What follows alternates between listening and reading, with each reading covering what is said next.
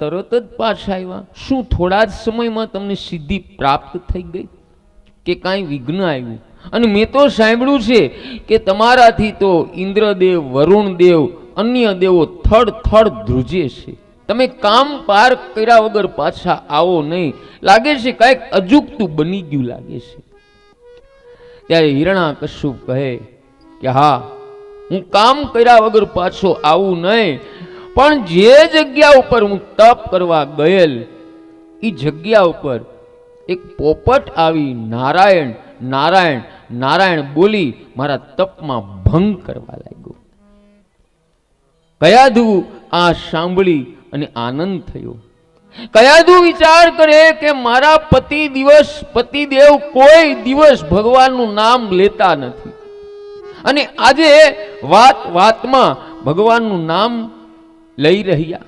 અને જો હું મારા પતિદેવને નારાયણની ધૂન કરવાનું કહું તો મારા પતિદેવ માને એમ નથી, કારણ ભારે અભિમાની છે. જેથી કોઈ યુક્તિથી મારે કામ કરવું પડશે. બહેનો યાદ રાખજો, તમને બધાને કહું છું, કયાધુ એટલે શું? આવો કયાધુનો ભાવાર્થ સમજાવું.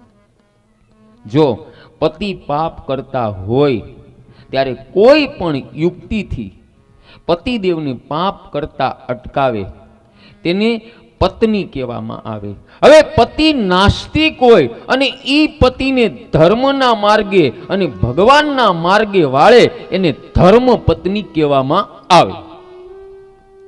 એને ધર્મ પત્ની કહેવામાં આવે.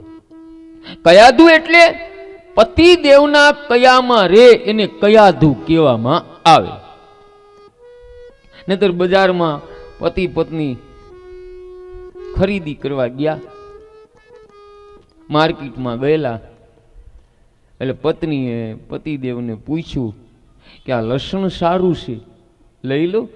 પતિદેવ કે લઈ લે, એમાં શું પૂછવાનું હોય? 2 કિલો લસણ લીધું. આગળ ગયા તો ચોળા હારા હતા. પત્નીએ પૂછ્યું કે આ ચોળા લઈ લો. અરે લઈ લે ગાંડી, એમાં પૂછવાનું હોય? એ પત્નીએ બહેનો કિલો ચોળા લઈ લીધા.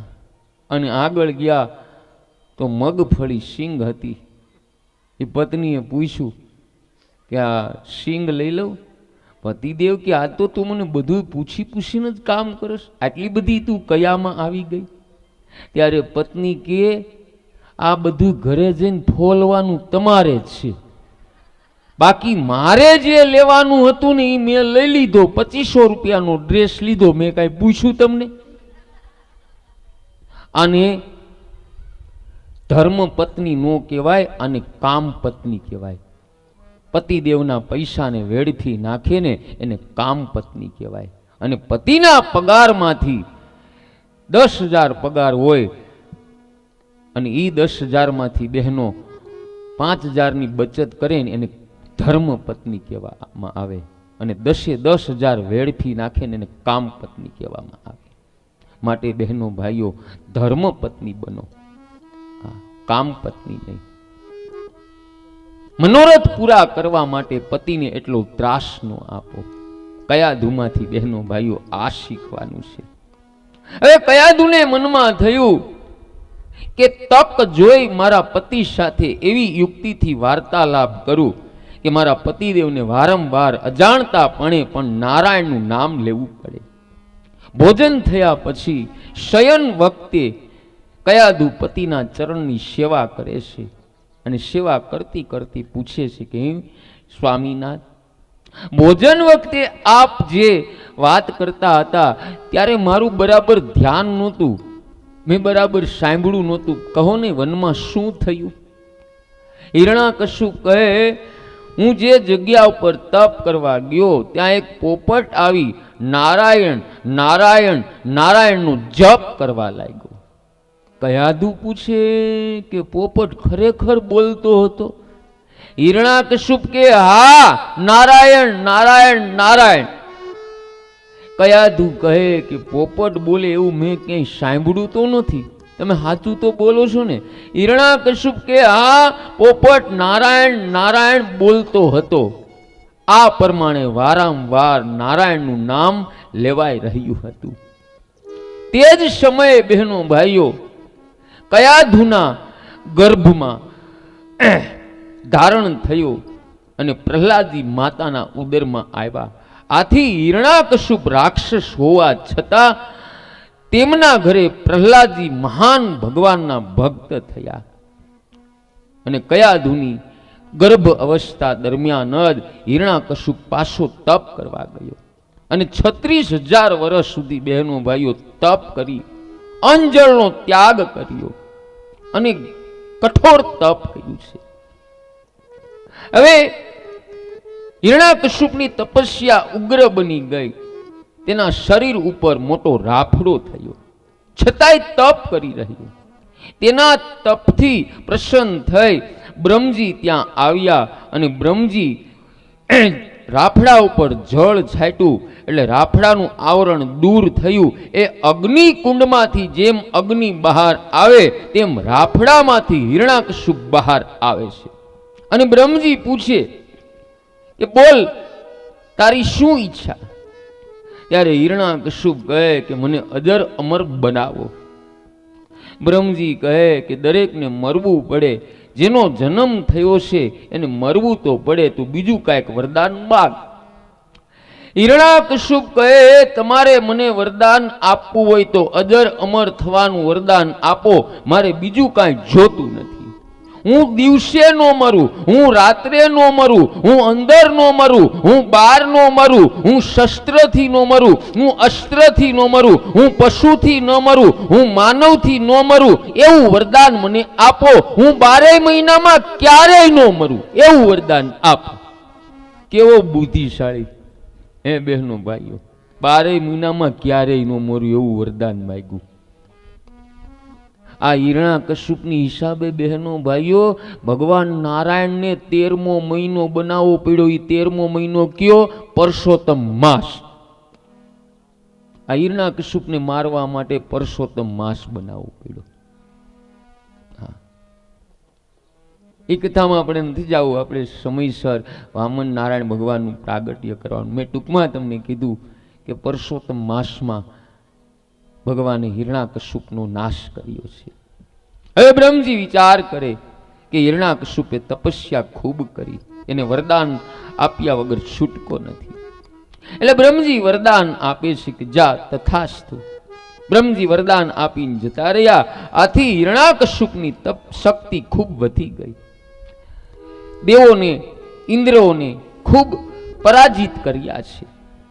હા, અને ઇન્દ્ર દેવ ખૂબ દુઃખી થવા લાગ્યો છે. યાદ રાખજો બહેનો ભાઈઓ, ભગવાન તમને કાંઈ પણ શક્તિ આપે, સંપત્તિ આપે અને બુદ્ધિ આપે તો એનો સદુપયોગ કરજો, દુરુપયોગ ન કરતા. ભગવાને તમને સંપત્તિ આપી હોય તો આવું મંદિરનું કાર્ય થતું હોય, ક્યાંય હરિહર થતું હોય, ક્યાંય ગૌશાળા ચાલતી હોય, આવી ક્યાંય કથા ચાલતી હોય તો તમારું ધન એમાં વાપરી અને તમારી સંપત્તિનો વધારો કરવો. હા, તમને ભગવાને સમય આપ્યો હોય તો આવી ક્યાંય કથા થતી હોય એ સમયની ન્યા આપવો અને કથા સાંભળવી. અને આવું ક્યાંય મંદિર થતું હોય ત્યાં થોડી વાર સેવા આપવી. સમય, સંપત્તિ અને બુદ્ધિનો સદુપયોગ કરે ને એને દેવ કહેવામાં આવે છે. સમય, સંપત્તિ અને બુદ્ધિનો દુરુપયોગ કરે એને રાક્ષસ કહેવામાં આવે છે. દેવ થવું એ આપણા હાથમાં છે બહેનો ભાઈઓ, યાદ રાખજો. હવે તપના પ્રતાપે હિરણાકશુપની શક્તિ ખૂબ વધી ગઈ. હિરણાકશુપ શક્તિનો ઉપયોગ દેવોને રંજાડવામાં અને ભોગ વિલાસમાં કરવા લાગ્યો. તેમના રાજ્યમાં દેવો અને ઋષિઓ બહુ દુઃખી થવા લાગ્યા. દેવો ઋષિઓ પરમાત્માની સ્તુતિ પ્રાર્થના કરવા લાગ્યા. ત્યારે પરમાત્મા કહે કે મારા ભક્ત પ્રહલાદને જ્યારે ત્રાસ આપશે ત્યારે હું હિરણાકશુપની ખબર લઈશ, ત્યાં સુધી તમે ધીરજ રાખો. આટલું પરમાત્માએ કહ્યું પછી દેવો અને ઋષિઓ પોતપોતાના સ્થાનકે પહોંચ્યા છે. હા બહેનો ભાઈઓ, યાદ રાખજો, પ્રહલાદજીની ગણતરી દેવોમાં થઈ છે. બાપ રાક્ષસ અને દીકરો દેવ જેવો થયો છે. હવે હિરણાકશ્યપની ત્યાં પ્રહલાદજીનો જન્મ થયો. પ્રહલાદજી ધીરે ધીરે મોટા થયા. પ્રહલાદજી પૂર્વજન્મના મહાન યોગી ભક્ત હતા, તેથી જન્મની સાથે જ ભગવાનના ભક્ત થયા છે. પ્રહલાદજી સર્વેને આનંદ આપે. પ્રહલાદજી સતત ભક્તિ કરે, અને જ્યાં ભક્તિ છે ત્યાં વિનય અને વિવેક હોય છે. હા, ધીરે ધીરે પ્રહલાદજીમાં બધાય સદગુણો આવે છે. પ્રહલાદજી 5 વર્ષના થાય એટલે હિરણાકશ્યપ રાક્ષસોના ગુરુ શુક્રાચાર્યના પુત્ર સંડાક અને અકર્મ અને સંડાક કર્મને બોલાવી બાળક પ્રહલાદને રાજનીતિ ભણાવવાનું કહે છે. પ્રહલાદજી બહેનો ભાઈઓ ભણવા જાય છે, અને પ્રહલાદજીને ભણતરના 6 મહિના થયા છે. પણ બહેનો ભાઈઓ, જે માતાના ઉદરમાંથી જ ભક્તિના સંસ્કાર ભણીને આવ્યા હોય એને શું ભણાવવાના હોય? હા, પ્રહલાદજીની ભક્તિ ગુપ્ત છે. કોઈ પ્રહલાદજીને સમજી શકા નહીં કે આ ભક્તિ કરે છે. પ્રહલાદજી સતત નારાયણનું ધ્યાન કરે, નારાયણનું સ્મરણ કરે, નારાયણના નામનો જપ કરે.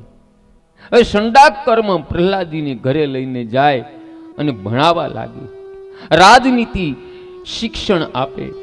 પરંતુ ગર્ભથી આવ્યા ત્યારથી જ પ્રહલાદજીને ભક્તિનો રંગ લાગ્યો, અને જેને ભક્તિના ધ્યાનમાં અને પ્રભુના સ્મરણમાં આનંદ આવે ને તેને સંસારનું સુખ તુષ્ટ લાગે છે.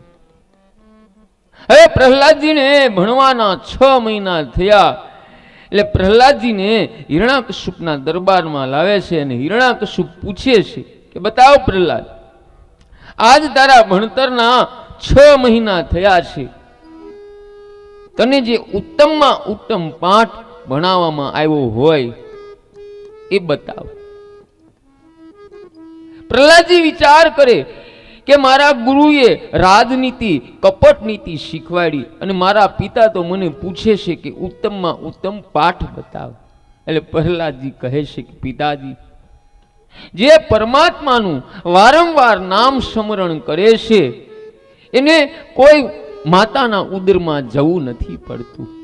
પિતાજી, હું અનેકવાર રાજા થયો, અનેકવાર રાણી થયો, અનેકવાર પશુ થયો, અનેકવાર મંત્રી થયો, પણ જે પરમાત્મા નારાયણનું ધ્યાન સ્મરણ ચિત્તથી કરે છે એના જન્મ મરણના ફેરા મટી જાય છે.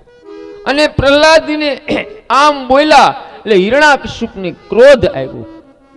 હિરણાકશ્યપ સંડાક કર્મને કહે છે કે આવું તમે પ્રહલાદને ભણાવો છો? જોજો, દેવો ખાનગી રૂપે વિષ્ણુની ભક્તિનો પ્રચાર કરે છે, ત્યારે સંડાક કર્મ કહે કે પ્રહલાદને અમે આવું નથી શીખવાડ્યું. પ્રહલાદ તો એના મેળે બોલે છે. પછી પ્રહલાદજીને બહેનો ભાઈઓ ફરી પાછા ભણવા લઈ જાય. ફરી 6 મહિના થાય અને ફરી હિરણાકશ્યપ પૂછે છે, એનો ઉત્તર આપે છે. ત્યારે હિરણાકશ્યપને એકદમ ક્રોધ આવે, અને હિરણાકશ્યપ હુકમ કરે છે કે આ પ્રહલાદને મારી નાખો, આ મને મારવા જ આવ્યું લાગે છે. પછી પ્રહલાદજીને મારવા માટે અનેક પ્રયત્ન કરે છે. જળમાં ડુબાડવામાં આવે છે, વિષીથી ડંખ મારવામાં આવે છે, કાળા નાગથી ડંખ મારવામાં આવે છે, પહાડ ઉપરથી ફેંકવામાં આવે છે, અગ્નિમાં પણ રાખવામાં આવે છે, પણ પ્રહલાદજીનો વાળ વાકો થતો નથી, અને અંતે પ્રહલાદજીને કેદમાં નાખવામાં આવે છે. હવે આ બાજુ બહેનો ભાઈઓ વિષ્ણુ ભગવાનને લક્ષ્મીજીને પૂછે છે, હે દેવી, આ સંસારમાં કોઈ ભૂખ્યું તો નથી ને? ત્યારે લક્ષ્મીજી કહે કે બધાને ભોજન મળી ગયું છે, પણ તમારો ભક્ત પ્રહલાદ કેદમાં ભૂખ્યો છે. ત્યારે વિષ્ણુ ભગવાને હુકમ કર્યો કે જાઓ દેવી, પ્રસાદ મોકલાવો. પછી પાર્ષદો સાથે પ્રહલાદજીને પ્રસાદ આપવા પાર્ષદો આવે છે. પાર્ષદો પ્રસાદ આપે છે. પ્રહલાદજી પૂછે છે કે આ પ્રસાદ કોણે મોકલાવ્યો? પાર્ષદો કહે કે વિષ્ણુ ભગવાને પ્રસાદ મોકલાવ્યો. પ્રહલાદજી વિચાર કરે કે મારા ભગવાન કેટલા દયાળુ છે. હવે પ્રહલાદજી પ્રસાદને આરોગ્ય છે અને હિરણાકશુપને ખબર પડે છે એટલે હિરણાકશુપ દોડતો દોડતો ત્યાં આવે છે અને હિરણાકશુપ કહે, બતાવ પ્રહલાદ, તને અહીંયા કોણે ખાવાનું મોકલ્યું? એ થોડો પ્રસાદ બોલે, બોલ. ત્યારે પ્રહલાદજી કહે કે પિતાજી, માતાના ઉદરમાં જે પરમાત્માએ મારું પોષણ કર્યું એ પરમાત્માએ મને અહીંયા પ્રસાદ મોકલાવ્યો છે. પિતાજી, તમે ક્રોધ ન કરો, હું તમને વંદન કરું છું. ત્યારે હિરણાકશુપ કહે, તું મને વંદન કરેશ પરંતુ મારું કહ્યું માનતો નથી. મને દેખાડ, તારું રક્ષણ કરનાર વિષ્ણુ ક્યાં છે? ત્યારે પ્રહલાદજી કહે, પિતાજી, મારા ભગવાન તો સર્વસ્ત્ર અને સર્વેમાં રહેલા, જગતમાં એના વિના કોઈ વસ્તુ કે જગ્યા ખાલી નથી. પિતાજી, તમે માનો છો કે તમે વીર છો, પણ અંદરના શત્રુને મારે તે વીર કહેવાય.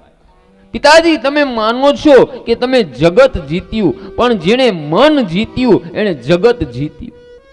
કામાદિક 6 ચોર તમારા મનમાં બેઠા, તે તમારા વિવેક રૂપી ધનને લૂંટે છે. પિતાજી, તમે ક્રોધ ન કરો, તમારા મુખ ઉપર મને મૃત્યુની છાયા દેખાય. રાગ દ્વેષ ત્યાગી મારા નારાયણનું નામ લ્યો. આથી ક્રોધે ભરાય હિરણાકશુપ કહે, આજે બતાવ, તારું રક્ષણ કરનાર વિષ્ણુ ક્યાં બેઠો છે? પ્રહલાદજી કહે, મારા પરમાત્મા સર્વ વ્યાપક તમારામાં છે, મારામાં છે, તેથી તમે બોલી શકો છો. વિષ્ણુ સર્વેમાં છે અને સ્વતંત્ર છે.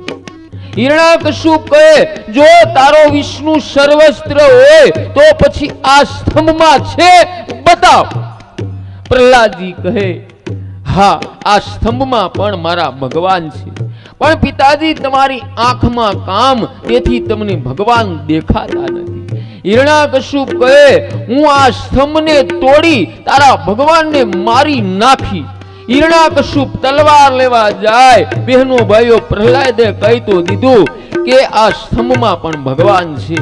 છતાંય પ્રહલાદજીને થોડીક શંકા થઈ કે આમાં ભગવાન રહેતા હશે, પરંતુ પ્રહલાદજી સ્તંભ નજીક જાય અને કાન માંડ્યા તો અંદર ગુરુ ગુરુ એવો અવાજ આવતો સાંભળે. આથી પ્રહલાદજીને ખાતરી થઈ કે આમાં પણ મારા ભગવાન બિરાજેલા છે. હસિત થઈ અને સ્તંભને વળગી લે છે તો અંદરથી પ્રહલાદજીને આશ્વાસન મળે છે કે હું અંદર બેઠો છું, તારું રક્ષણ કરીશ, તું જરાય ગભરાઈશ નહીં. ઈ સ્તંભને બહેનો ભાઈઓ ગરમ કરવામાં આવે અને એમાંથી કીડીની હાર દર્શાવવા દેખાણી છે. ત્યાં તો તલવાર સાથે હિરણાકશુપ આવે અને કહે, બતાવ પ્રહલાદ, તારો ભગવાન ક્યાં છે? પ્રહલાદજી કહે, આ સ્તંભમાં મારા નારાયણ બિરાજેલા છે. આ સાંભળી ક્રોધે ભરાયેલ હિરણાકશુપ સ્તંભ ઉપર જોરદાર મુષ્ટિકબાર કર્યો. આ સ્તંભમાંથી નૃસિંહ ભગવાન ગુરુ ગુરુ એ ભયંકર અવાજ કરતા પ્રગટ થયા અને હાથ લંબાવી નીચે ઉભેલા હિરણાકશુપને ઉઠાવી પોતાની ગોદમાં લઈને પૂછે છે, બતાવ, અત્યારે દિવસ છે કે રાત, પૃથ્વી છે કે આકાશ? તને ઘરની બહાર નહીં, ઘરની અંદર નહીં, તને ઉમરાની વચ્ચો વચ મારીશ. શસ્ત્ર નહીં, અસ્ત્ર નહીં, હું મારા નખથી તને ચીરી નાખીશ. આમ કહી નૃસિંહ ભગવાન, જેનું મુખ સિંહનું અને ધડ માનવનું છે, હિરણાકશુપને નખથી ચીરી નાખે છે. ત્યારે દેવો ગાંધર્વો નૃસિંહ ભગવાનનો જયકાર કરવા લાગ્યા. બોલો નૃસિંહ નારાયણ ભગવાન કી. નૃસિંહ ભગવાને ગુરુ ગુરુ અવાજ કરેલો બહેનો ભાઈઓ એ બતાવે છે કે ગુરુ વગર ભગવાનના દર્શન થવા દુર્લભ છે અને ગુરુ જ આ સંસારમાંથી સ્ત્રી અને પુરુષને પાર ઉતારે.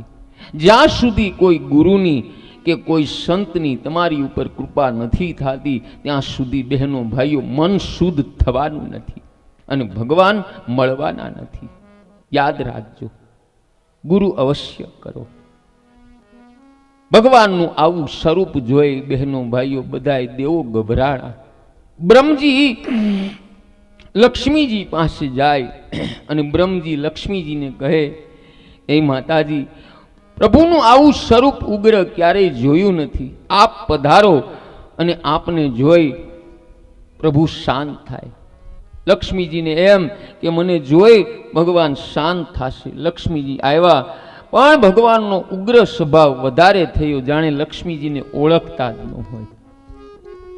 પછી બ્રહ્મજી બહેનો ભાઈઓ પ્રહલાદજીને કહે છે કે બેટા પ્રહલાદ, તારા કારણે ભગવાનને આવું સ્વરૂપ પ્રગટ કરવું પડ્યું છે. જા, સિંહના બાળકો કોઈ દી સિંહથી ડરતા નથી.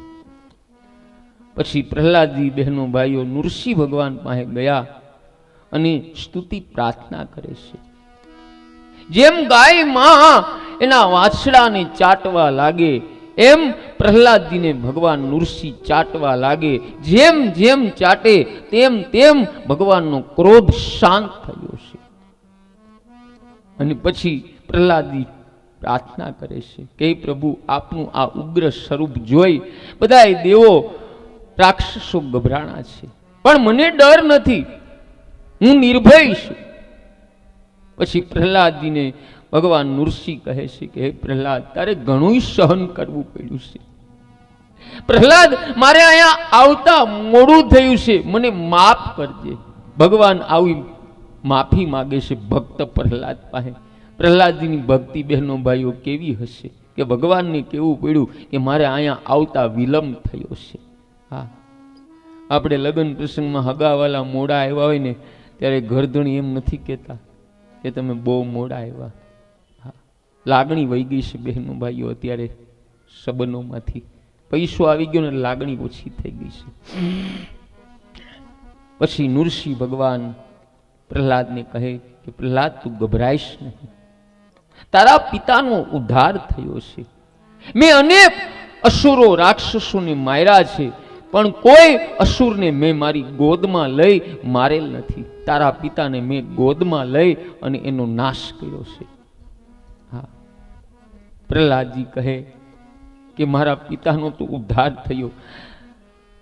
ત્યારે નૃસિંહ ભગવાન કહે છે કે પ્રહલાદ, તારા કારણે તારી 21 પેઢી પવિત્ર થઈ છે. યાદ રાખજો બહેનો ભાઈઓ, કોઈ પણ પરિવારમાં એક વ્યક્તિ ભક્તિ કરે એટલે યાદ રાખજો એની 21 પેઢીને તારી દેશે. 21 પેઢી કઈ રીતે? 7 પેઢી જે કુળમાં જન્મ લીધો હોય એ, 7 પેઢી મોસાળની અને 7 પેઢી જ્યાં એનું સસરું હોય ને, એમ કરીને 21 પેઢીને તારે છે. પછી બ્રહ્મજી ને કહે છે કે હવે હિરણ્યકશ્યપનો અગ્નિ સંસ્કાર કરો. પછી પ્રહલાદજી પિતાનો અગ્નિ સંસ્કાર કરે છે. નૃસિંહ ભગવાને બ્રહ્મને આજ્ઞા આપી કે હવે પ્રહલાદનો રાજ્ય તિલક કરો. રાજ્ય તિલક કરવામાં આવ્યું છે અને પ્રહલાદજી બહેનો ભાઈઓ ધર્મથી રાજ્ય કરવા લાગ્યા છે. ભગવાન વૈકુંઠ ધામમાં ગયા છે, બ્રહ્મજી એના લોકમાં ગયા છે. આમ પ્રહલાદજીની બહેનો ભાઈઓ આ કથાનું આપણે દર્શન કર્યું. ત્યાર પછી બહેનો ભાઈઓ સમંદર મંથનની કથા આવે છે. હા, આવો એનું થોડું ઘણું દર્શન કરી અને પછી વામન નારાયણ કથાનું આપણે દર્શન કરી. તે પહેલા ભગવાનનું 2 મિનિટ નામ કીર્તન કરી. શ્રીમન નારાયણ નારાયણ નારાયણ, બોલો બોલો.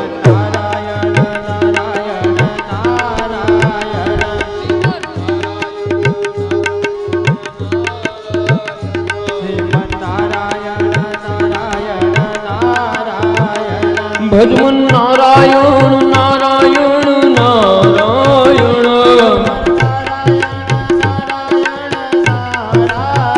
હે આદિ નારાયણ નારાયણ નારાયણ,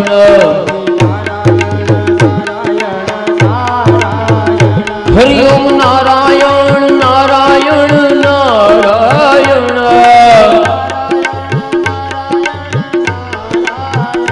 નૃસિંહ નારાયણ નારાયણ નારાયણ,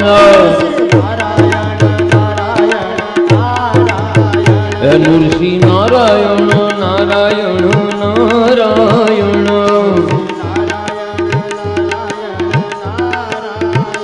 નૃસિંહ નારાયણ નારાયણ નારાયણ નૃસિંહ નારાયણ નારાયણ નારાયણ નૃસિંહ નારાયણ નારાયણ નારાયણ.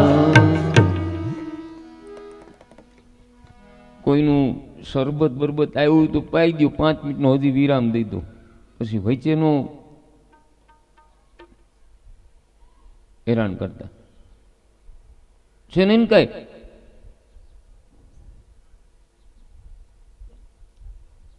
નથી ને? હા, તો જલપાન જે બહેનો પીવું પી લ્યો, જાઓ ઊભા થઈને રાખ્યા છે સગવડ પાણીના કેરબાન. હો, ગળા કોઈના હુકાઈ ગયો તો પી લ્યો.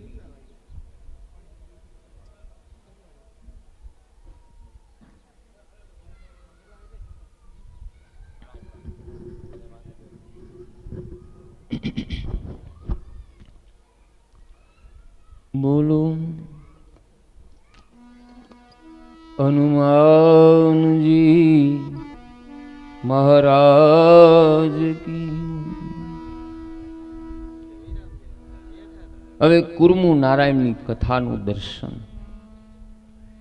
રાજા પરીક્ષિત સુખદેવજી મહારાજને પૂછે કે ભગવાને સમુદ્ર મંથન કેવી રીતે કર્યું, કસ્બા રૂપ ધરી મંદરાચલ પર્વતને પોતાની પીઠ ઉપર શા માટે ધારણ કર્યો,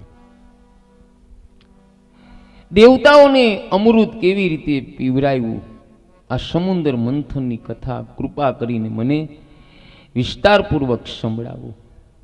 સુખદેવજી મહારાજ કહે, હે રાજન, એકવાર ઇન્દ્ર રાજા હાથી પર સવાર થઈ અને ફરવા નીકળેલા હતા. ત્યારે રસ્તામાં ઇન્દ્રને દુર્વાસા ઋષિ સામે મળ્યા. દુર્વાસાજીએ પોતાની ફૂલની માળા ઇન્દ્રને અર્પણ કરી. ભાવરથ બતાવું છું બહેનો ભાઈઓ, ધ્યાન દઈને સાંભળજો. અતિ સંપત્તિમાં સ્ત્રી અને પુરુષ ભાન ભૂલતા હોય છે. એ કોઈ સાધુ બ્રાહ્મણ તમને જે કાંઈ આપે તે સદભાવથી સ્વીકાર કરો. એનો કોઈ દિવસ અનાદર ન કરશો, પરંતુ એને માથે ચડાવજો. સાધુ બ્રાહ્મણ કાંઈ લેવાની ઈચ્છાથી નહીં, પરંતુ તમારું કલ્યાણ થાય ને એ ભાવનાથી આપતા હોય છે. જો ઇન્દ્ર દુર્વાસા મુનિએ અર્પણ કરેલી માળાની કદર ન કરતા એ માળા હાથીના મસ્તક ઉપર ફેંકી દીધી, અને હાથીએ તે માળાને પોતાની સૂંઢ વળી ઉછેળી અને જમીન ઉપર નાખી અને પછી પગથી કચરી નાખી. હવે આ જોઈ દુર્વાસા મુનિને ખૂબ દુઃખ થયું અને એમને ક્રોધ આવ્યો અને ઇન્દ્રને શ્રાપ આપ્યો કે જા, તું દારિદ્ર થઈશ. શું કામ દારિદ્ર થાય બહેનો ભાઈઓ? આવો એનું ભાવાર્થ બતાવું. ઘણા માણસો દારિદ્ર થઈ જાય છે, બહુ સારું હોય, એનું કારણ કહું. યાદ રાખજો બહેનો ભાઈઓ, સંપત્તિમાં